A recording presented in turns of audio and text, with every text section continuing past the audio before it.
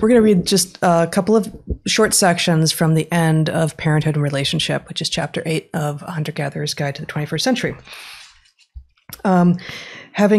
So the section immediately preceding is a fairly in-depth and discussion of senescence and how our children provide us immortality of sorts, which is fairly deep and serious section. So, love across species.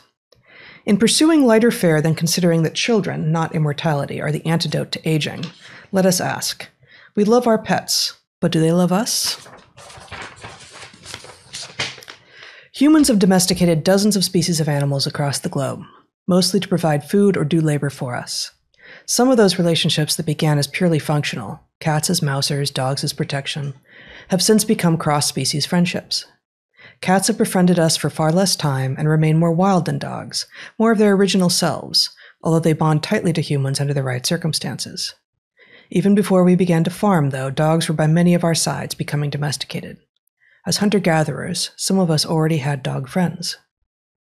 Dogs are in many ways a human construct. We have co-evolved with them for so long that they are now attuned to human behavior, language, and emotion. Perhaps you could argue, then, that humans are also partially a canine construct. Does your pet love you? Of course your pet loves you. Qualifier, your pet can love you if it's a mammal or one of a few clades of birds, like a parrot. If your pet is a gecko or a python or a goldfish, your pet is probably incapable of love. Love develops for every evolutionary pairing that requires devotion. We love our pets, and our pets love us. Dogs in particular are love generators who hang out with you and help you know that you're not alone. Dog is love, unmoored. Watch how cats and dogs engage with each other and with us. They don't use language to convey meaning and emotion, but convey it they do. You have no reason to doubt that your dog is disappointed when you stop throwing the ball for him, or that your cat would prefer that you stay seated with her in your lap. We name our emotions, love, fear, grief, and when we attribute those words to animals, we may be accused of anthropomorphizing. As Franz de Waal, who has spent a lifetime studying emotion in animals, points out, this argument is rooted in assumptions of humans being not just exceptional, but wholly different from the other animals with which we share ancestors. We need to be careful in how we attribute emotion and intention to other animals, as we should within our own species as well, but there can be no doubt that many other species plan and grieve, love and reflect. In our interactions with our pets, we read their cues without language. It is helpful, too, in your interactions with people to turn the sound down sometimes, be an animal behaviorist, or just act sometimes like a human before language evolved. We often use language to cover how we actually feel, to deceive, to throw off the scent of what is actually going on. When you watch people, especially strangers from a distance, it's relatively easy to read the emotion of the situation. Pay attention to people's behavior, not the stories that people tell about their behavior. That's what your dog is doing. Your dog doesn't buy your cover story, although he is likely to forgive you for your foibles. Next section, grief. In his Metamorphoses, Ovid writes of the old married couple Bacchus and Philemon. They have been poor all of their lives, but generous with what little they have. The gods recognize them for their righteousness and ask what they would like most in the world. Bacchus and Philemon ask that when death draws near, they might die together so that neither shall see the other die nor be left behind. The gods make it so. The old lovers become trees, an oak and a linden, which intertwine their branches with one another as they grow. Absent interference from Zeus, the only way to avoid grief is to live a life without love. Grief has evolved multiple times across species, always in highly social organisms with parental care. The grief of chimps is presumably the same at its root as human grief. The grief of dogs has distinct origins, though, as the most recent common ancestor that we share with dogs was a nondescript little mammal with little to no social structure. Perhaps the most famous story of how grief manifests in dogs is that of Hachiko, a handsome Akita who was born in Japan in 1923. Hachiko was taken in by Hidasaburo Ueno, a professor of agriculture who commuted to work by train. Every day, when Ueno was due back, Hachiko met him at the train station and they walked home together. One day, Ueno did not return, having died of a cerebral hemorrhage while lecturing. Hachiko, however, continued to go to the train station every day and wait for his master for nearly 10 years until he himself died. The grief of canids, wolves, and domestic dogs evolved separately from our own. Elephants also grieve, as do killer whales. In all of these cases, grief is independently evolved yet deeply similar, an extreme emotional response to the death of an intimate, unpredictable in its length and manifestation. Modern approaches to loss and to grief tend to overemphasize metrics and logistics. How many years had he been sick? How do I obtain a death certificate, close bank accounts, cancel appointments? And spend too little on meaning and narrative. What did he bring to us? How are we better for him having lived? We often don't want to see the body or sit with it at all. Death is at a remove in this particular hyper-novel situation in which it is our choice to not confront the corpse of a loved one can render us more confused in the aftermath of death. Grief is us recalibrating our brains for a world without one of its central pieces. We must reformulate our understanding as we are no longer able to go to that person or animal for words of wisdom or comfort, but we are still able to think back, to learn from, and to take comfort in the relationship that can no longer grow but can still be remembered. We don't want to believe in their permanent absence, and so our brains create fictions, ghosts. Was that him turning the corner at the cafe we used to frequent? Surely that was her. I know her hair, her jacket, getting on the train. Grief is the downside of high bandwidth interdependence. Grief is the downside of love. All too often, moderns try to protect children from grief. For instance, we have known parents who would not allow their children to attend their grandparents' funerals for fear that it would scare them or harm them. This fear and anxiousness in raising children, in turn, creates fearful and anxious children. In the next chapter, we explore childhood and how to raise children who are independent, exploratory, and full of love.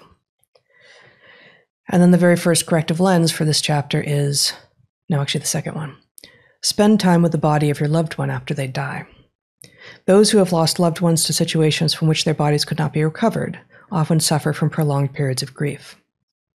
When we view our dead, sit with them and talk with them, we set a foundation upon which our grief, our natural recalibration, can be moored.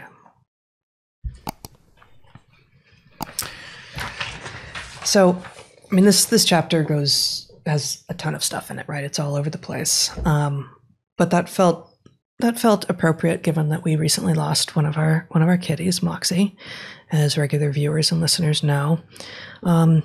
And of course, that hadn't happened at the point that we were writing this. But I was thinking specifically of my father and of your grandfather, who had died within a decade of writing this, and just thinking about the way that the modern medical structure moved in and tried to prevent the natural grieving process in both cases, right? In the case of my father, who unfortunately died in the ICU, but surrounded by 5 people in the world who loved him tremendously, my mother, his wife, and who they would have just celebrated their 53rd wedding anniversary this last month, and you and I and our 2 children, and the staff at the hospital. And the staff at the hospital were mostly quite kind and understanding, but they were, I think, shocked that we wanted to stay in the room afterwards, and we stayed with his body for an hour or so, and then also accompanied it to the crematorium when it came time for that. And it really helped assure me, anyway, of what I did not want to be true, but it assured me that it was true, and it helped me not be in denial about it any more than would have been helpful.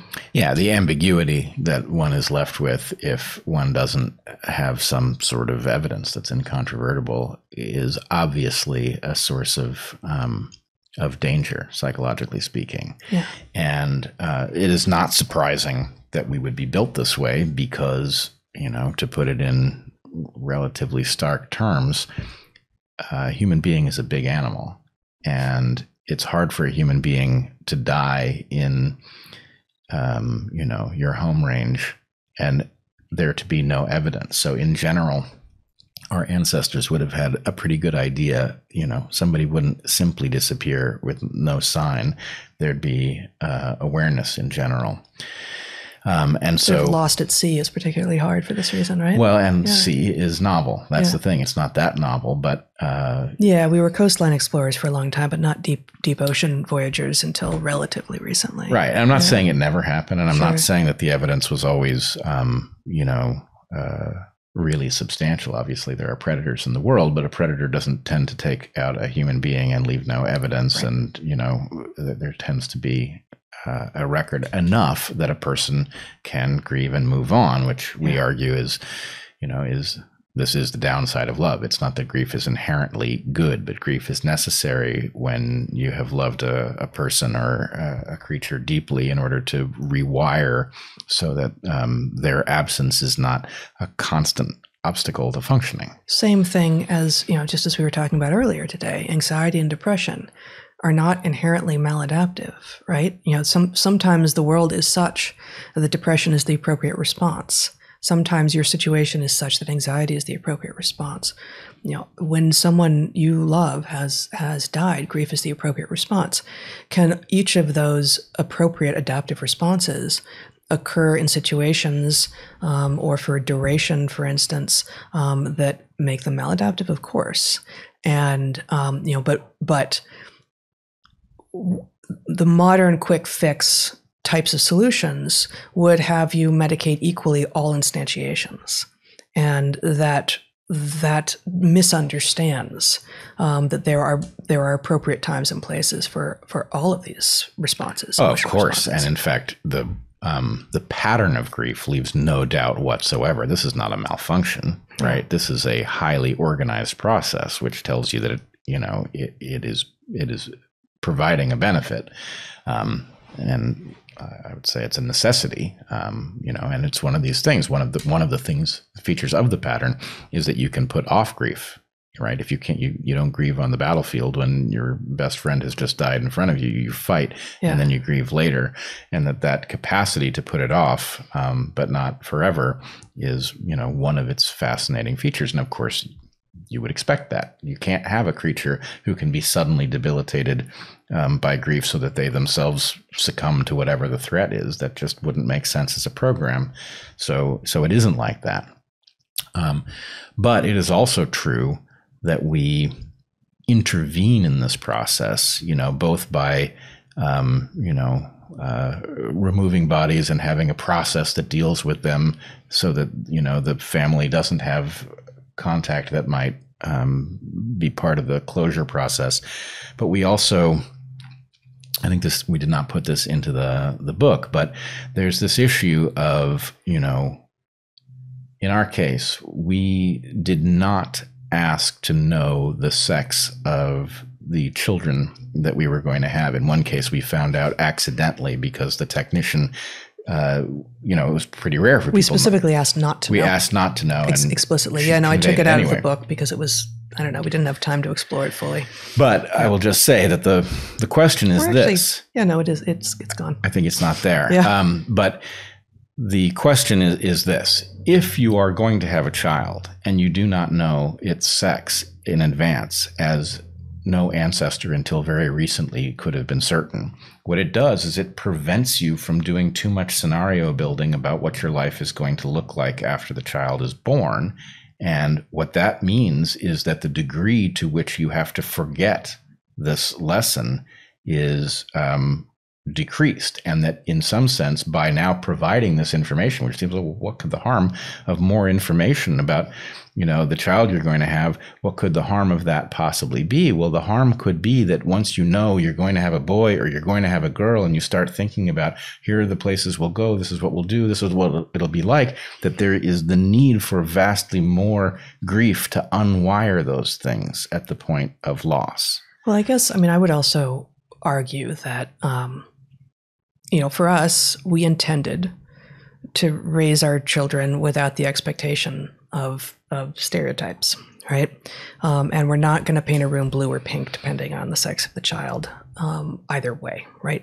That was just never in anything that we were thinking. And frankly, imagining all the possibilities absent any overlay of boy or girl, male or female, helped keep that alive. And even though I think that we were particularly, just because of who we are and how we think and what we think about, would have been unlikely to fall prey to those kinds of stereotypes. But especially in this modern era, where we should be as free as possible from the traditional gender roles that don't have specific anatomical or physiological bases.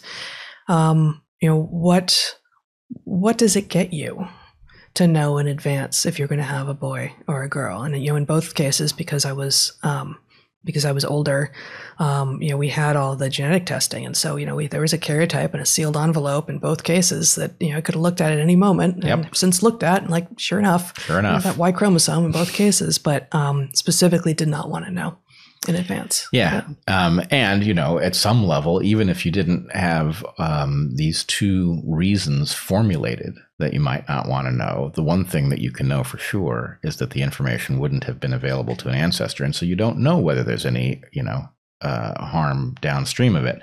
Now, of course, scientifically speaking, this makes a prediction, which is that in the case that somebody loses a pregnancy, that the amount of grief will actually correlate with whether or not they did or didn't know. And that at some level is something I think we should be, I don't know if it's been tested, but it is something we should be looking into, because at some level, the natural way of doing this may simply be superior, and we may be creating unnatural trauma that could, be avoided if we just simply realized we were being unwise. Yeah. I actually remember a grad school colleague, this has been in the 90s, I think, or maybe very early aughts, who it was a guy, but we were also friends with his wife, who was also a grad school colleague, and she got pregnant. And she never said this, but he said at the point that they revealed what the sex of their baby was going to be, I don't even remember what it was. And I said something to him like, are you sure that that's something that you wanted to know? Or I don't know exactly what I said. He said, I'm a scientist. More information is always better. I thought, that seems like a rule that sounds like something you can say and have most people agree with, but I don't think it's true. Yeah, it's definitely not. It's not true. There are many cases in which more information tends to be better, but there are certainly cases where more information can be destructive. Yeah, exactly.